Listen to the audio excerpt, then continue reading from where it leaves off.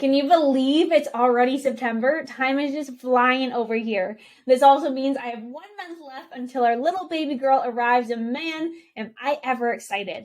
But I'm also excited as today is the month's first episode, and if you've been listening in for a while, you know on the first episode of every month, I give my online social media automation bootcamp away to one lucky listener who left a review.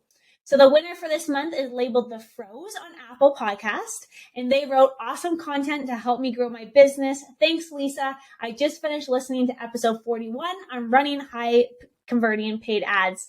So thank you so much for leaving this review. This is one of my favorite episodes, and honestly, we can go deeper into it.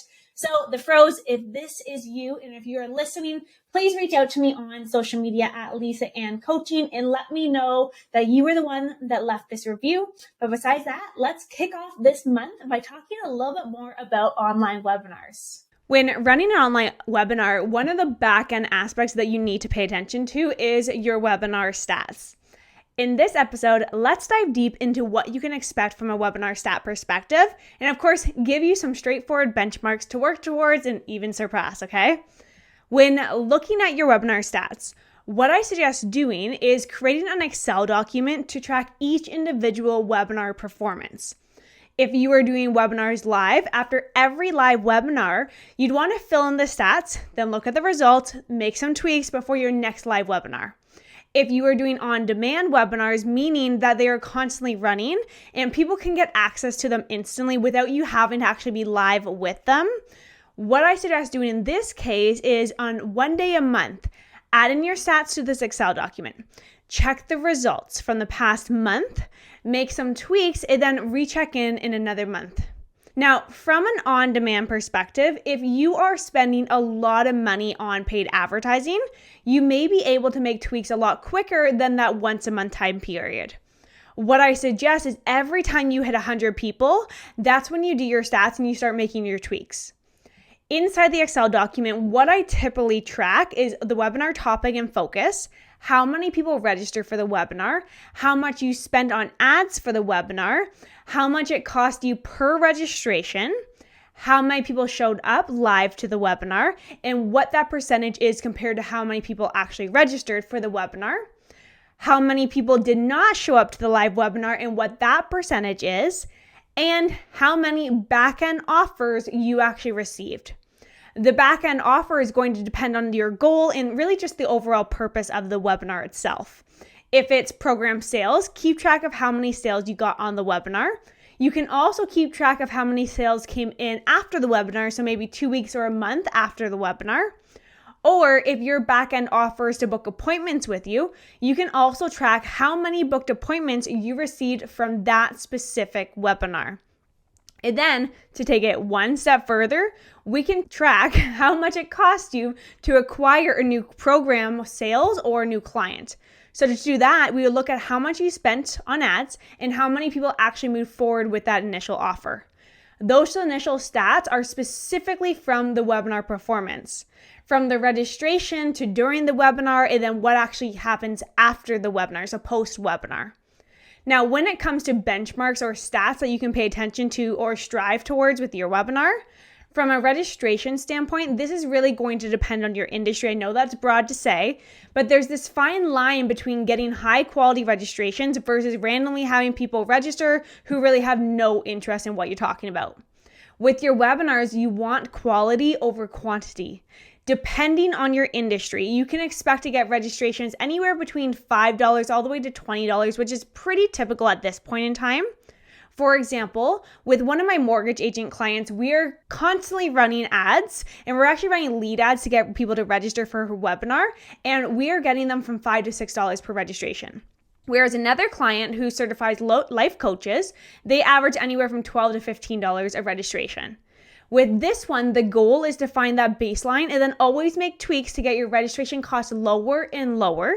Tweaks in terms of your ad copy, the ad creative, targeting, your registration page. You can even test different types of ads. The goal is to tweak without sacrificing the quality of the registrations. So you'll want to pay attention to your show up percentage really to determine the quality and the conversation that you have. From a show up benchmark, the standard is 20% of those who register will actually show up live. On demand is even lower than that. There's certain tweaks that you can make to increase the show up rate, but typically hitting that 20% or slightly above should be that benchmark that you shoot for. The next benchmark that you can pay attention to is your closing percentage. This could be from a booking side of things or a product course sales side of things. Typically, you would see anywhere from 3 to 5% close percentage, which of course is going to depend on how amazing you actually did on the webinar in the content. If you haven't listened to the episode where I talk about coming up with the right webinar topic, I want you to make sure that you listen to that one too. It's episode 43 on the More Than Social podcast, and it's called How to Create a Compelling Webinar Topic. I break down all the information on what you should do to make sure you have a very, very effective webinar. That alone will also impact your closing ratio. So to summarize, the main ones are 20% show up rate and a 3 to 5% closing rate.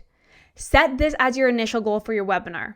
And when you add these to your Excel document, of course, your goal is always to make those tweaks to get better and better over time.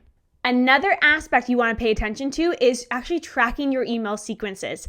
Typically, there are 2 to 3 different email sequences that you should have set up in on automation.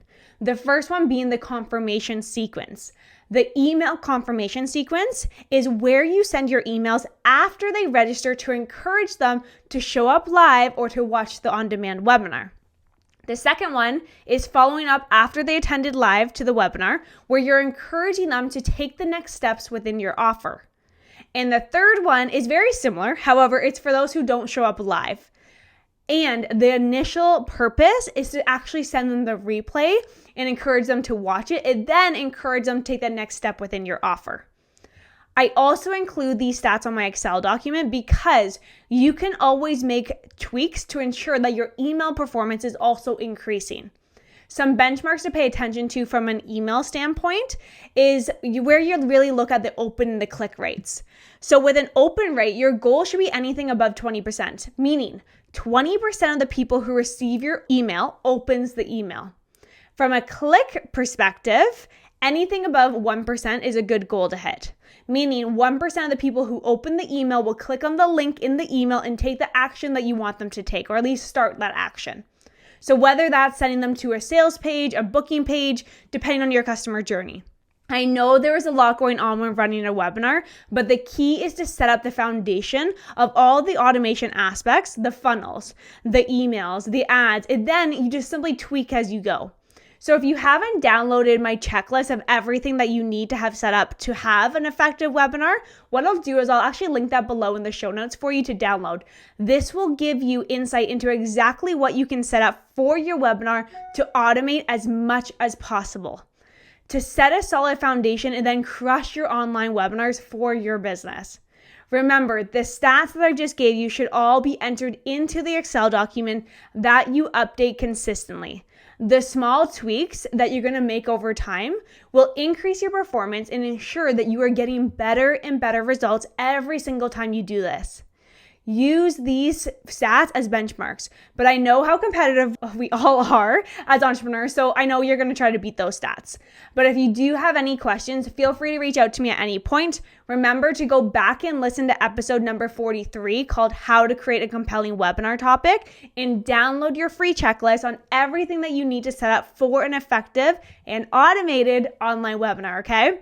But regardless, let's keep this one short and sweet. Thank you so much for hanging out with me. I hope you have a fantastic day, and I'll see you next week. Bye for now.